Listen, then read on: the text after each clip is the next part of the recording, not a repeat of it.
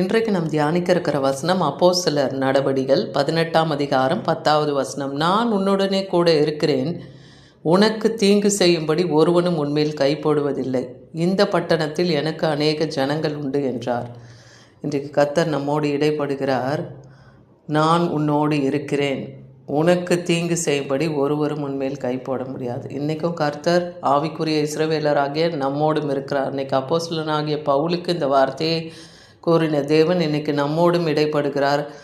தீங்கு செய்கிறவர்கள் ஒருவரும் நம்மேல் கை போட தேவன் விட மாட்டார். ஏன்னா இந்த வசனம் எதை குறிக்குதுன்னா, அப்போஸ்தலர் ஆன பவுல் அப்போஸ்தலனும் அவருடைய சீஷர்களும் கொரிந்து பட்டணத்தில் போய், அதாவது மகதேனியாவில் இருக்க அந்த கொரிந்து பட்டணத்தில் போய் தேவனுடைய வார்த்தையை சுவிசேஷமாக அறிவிக்கிறாங்க.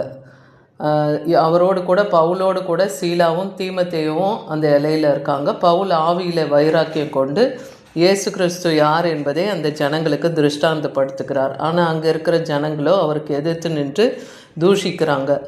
அப்போ அவர் என்ன சொல்கிறாரு, உங்கள் இரத்தப்பழி உங்கள் தலைமையிலே இருக்கும், நான் சுத்தமாக இருக்கிறேன்னு சொல்கிறார். இது முதல் புறஜாதியின் இடத்துக்கு நான் போகிறேன். அப்போ கர்த்தருடைய ஜனங்கள் அவர் வார்த்தையை சுவிசேஷத்தை அசட்டை பண்ணினதுனால புறஜாதிகளும் தேவனுடைய ராஜ்யத்துக்கு வர வேண்டும் என்பது தேவனுடைய சித்தமாக இருக்கிறதுனால புறஜாதிகளுக்கு சுவிசேஷம் அறிவிக்க பவுல் அப்போஸ்தலனை தேவன் தெரிந்து கொண்டார். அதனால் ஜப ஆலய தலைவன் கிறிஸ்பு என்பவன் அவருடைய வீட்டுக்கு அனைவரோடும் கர்த்தரிடத்தில் விசுவாசம் உள்ளவனானார்கள்னு பார்க்குறோம். அதே போல் அந்த கொரிந்தியர்லே அநேகர் சுவிசேஷத்தை கேட்டு விசுவாசித்து ஞானஸ்தானமும் பெற்றார்கள்னு பார்க்குறோம். அன்று ராத்திரியிலே கர்த்தர் பவுல் அப்போஸ்தலனுக்கு தரிசனமாகி, நீ பயப்படாமல் பேசு, மௌனமாக இராதே அப்படின்னு சொல்கிறாரு. அப்போ அந்த இலையில தான் பவுல் அப்போஸ்தலன் போய் தேவனுடைய வார்த்தையை கொடுக்குறார். புறஜாதி மக்களும் யூதர்களும் அங்கே ரட்சிக்கப்படுறதை பார்க்குறோம்.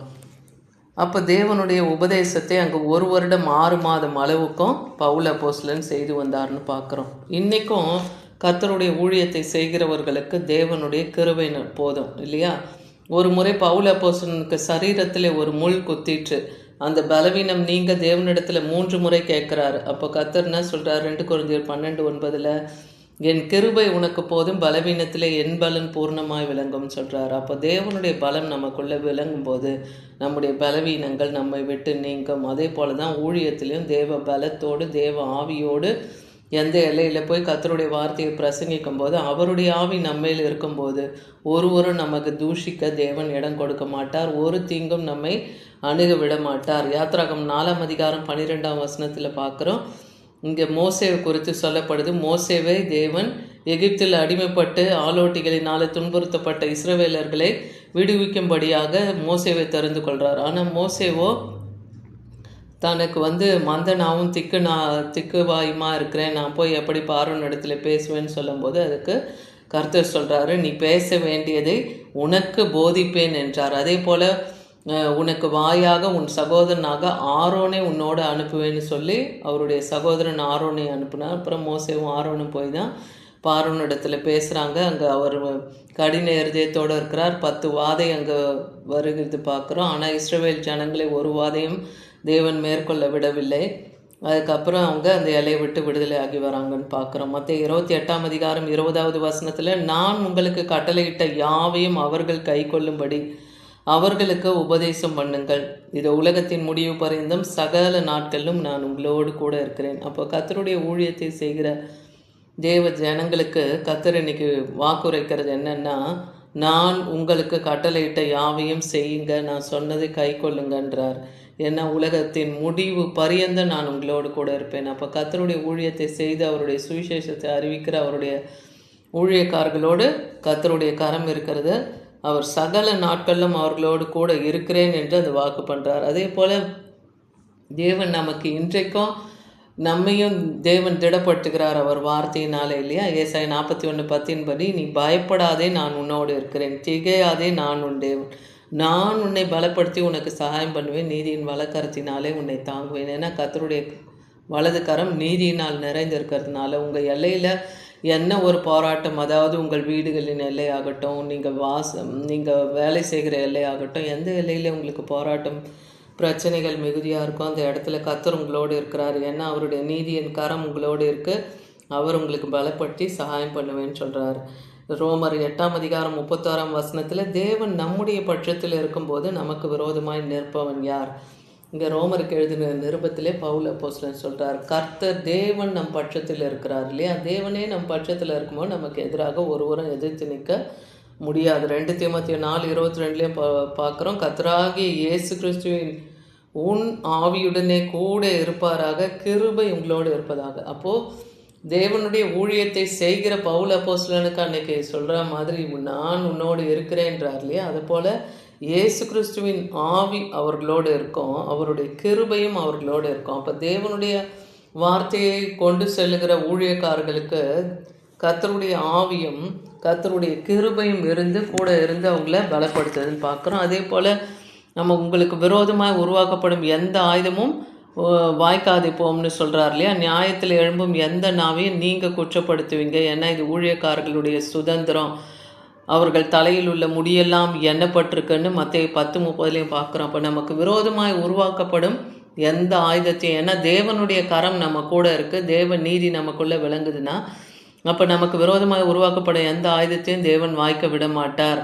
உங்களை குற்றப்படுத்துகிற நாவை நீங்கள் குற்றப்படுத்தும்படியாக வைப்பார். அதே போல் மத்தேயு 10:30 சொல்லுது போல் உங்கள் தலையில் இருக்க முடியெல்லாம் எண்ணப்பட்டிருக்கிறதுனால தேவனுக்கு சித்தம் இல்லாமல் உங்கள் வாழ்க்கையில் எதுவும் நடக்காது. அதே போல் இம்மானுவேல் என்பதற்கு தேவன் நம்மோடு இருக்கிறாருன்னே மத்தேயு 1:23 பார்க்குறோம். ஏசாயா 8:10-11 பார்க்கும்போது தேவன் எங்களோடு இருக்கிறார், கர்த்தருடைய கரம் என்மேல் அமர்ந்ததுன்னே வசனம் இருக்குது.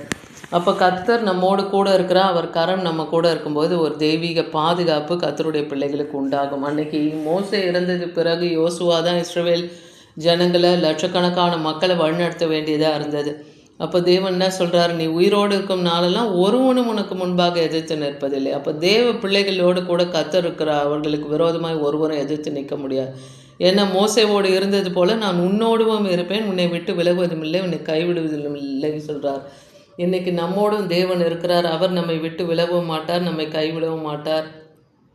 கர்த்தர் மோசேவோடு இருந்து பயங்கரமான காரியங்களை செய்தது போல இன்றைக்கும் அவர் செயலில் வல்லவரும் மகத்துவம் உள்ள தேவனாக இருக்கிறார். 1 கொரிந்தியர் 6:11-12 பார்க்கும்போது உங்களில் சிலர் இப்படிப்பட்டவர்களாக இருக்கிறீங்க, ஆயினும் கர்த்தராகிய இயேசு கிறிஸ்துவின் நாமத்திலும் தேவனுடைய ஆவியினாலும் கழுவப்பட்டீர்கள். அப்போ பரிசுத்த ஆவியினாலே நாம் கழுவப்பட வேண்டும் இல்லையா? அவர்னாலே நாம் சுத்திகரிக்கப்பட வேண்டும், பரிசுத்தமாக்கப்படணும். நீதிமான் ஆக்கப்பட்டு இருக்கிறீர்கள், எல்லாவற்றையும் அனுபவிக்க எனக்கும் அதிகாரம் உண்டு, எல்லாம் தகுதியானது. உலகத்தில் எல்லாத்தையும் அனுபவிக்கிறதுக்கு தேவன் அதிகாரத்தை கொடுத்துருக்கிறார், அதுக்கு தகுதியும் எனக்கு இருக்குன்னு பவுல் சொல்கிறாரு. ஆனாலும் அனுபவிக்க எனக்கு அதிகாரம் உண்டு, ஆகிலும் ஒன்றுக்கும் நான் அடிமைப்பட மாட்டேன். அதே போல தான் இந்த உலகத்தில் தேவன் எல்லாவற்றையும் வைத்திருப்பார் இல்லையா? நல்லதையும் வைத்திருப்பார், கெட்டதையும் வைத்திருப்பார். எதை தெரிந்து கொள்ளணுன்றது நம்முடைய கரத்தில் இருக்குது. அப்போ நாம் எதையும் தேவையில்லாத பாவமான காரியங்களை தேர்ந்தெடுத்து அதுக்கு நம்ம அடிமைப்பட தேவையில்லை. அதுதான் இங்கே பவுல் அப்போஸ்தலன் ஞானமாக சொல்கிறார், அனுபவிக்க எனக்கு அதிகாரம் உண்டு, ஆனால் நான் ஒன்றுக்கும் அடிமைப்பட மாட்டேன். இன்றைக்கி நாமும் சொல்லலாம், இந்த உலக பிரகாரமான பாவ இச்சை, அசுத்தங்கள், காம விகாரங்களுக்கு, இச்சையான காரியங்களுக்கு நம்மை நாமே அடிமைப்பட ஒப்பு கொடுக்காதபடிக்கு தேவனுடைய சித்தம் என்னதென்று அறிந்து நடக்கிறவர்களாக இருக்கணும். ஏன்னா கர்த்தருடைய கரம் நம் கூட இருக்குது. இந்த அதிகாரத்தின் மூலமாக நம்ம விளங்கி கொள்வது என்னென்னா, பவுல் அப்போஸ்தலன் கொரிந்துவில் இருந்த யூத சமூகத்திடத்தில் கடுமையான எதிர்ப்பை அவர் சந்தித்து வந்தபோதும் அவர் பயப்படாமல் தேவனை குறித்த தேவராஜ்யத்தின் சுவிசேஷத்தை அவர் பிரசங்கித்தார்னு பார்க்குறோம். அப்போ தான் தேவனுடைய தரிசனம் அவருக்கு வந்து நான் உன்னோடு கூட இருக்கிறேன். ஏன்னா ஈசாக்கு, யாக்கோபு, மோசே போன்ற தேவ பக்தி உள்ளவர்கள் மேலே தேவனுடைய பாதுகாப்பு இருந்ததை வாக்குறுதியாய் தேவன் பவுல் அப்போஸ்தலனுக்கு கொடுக்குற வசனமாய் தான் இது நமக்கு பிரதிபலிக்கிறதுன்னு பார்க்குறோம். அதனால் நீ எங்கே இருக்கிறாயோ அந்த இடத்துல உனக்கு சுவிசேஷத்தை அறிவிக்கிறதுக்கான ஜனங்களை நான் ஏற்படுத்தி வைத்திருக்கிறேன்றார். புறஜாதிகளையும் யூதர்களையும் இதை குறிக்கிறத பார்க்குறோம். அதனால் தேவனால் தெரிந்து கொள்ளப்பட்டவர்கள் திருசபை பரவுவதற்கு எந்த எதிரிகள் எதிர்த்தாலும் இறுதி வரைக்கும் தேவன் அதை தடுத்து நிறுத்தி உங்களை ஆட்கொள்ள செய்வார். ஏன்னா அவருடைய கரம் உங்கள் கூட இருக்குது, தீங்கு செய்யும்படி ஒருவரும் உங்கள் மேலே கை போட முடியாது. ஆமீன்.